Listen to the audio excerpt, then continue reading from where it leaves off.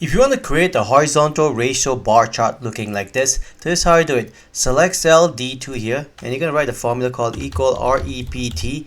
The first argument of the formula will be a pipe, double quote, pipe, double quote. And the second argument in that REPT function will be the female number here like this, and close parenthesis. What we're going to do is going to copy the same formula from D2 and then put it to E2 like that. Control C to copy, Control V to paste. Let's go to cell D2 like this again, and then basically align it to the right like this. Right now it doesn't look like much. You're gonna just have to change this font type here. So you're gonna select cell D2 and E2 like this, and then change the font to be called Playbill like this. I'll leave the description of where you can download the font Playbill from, or alternatively you can leave a comment and I'll send you the link.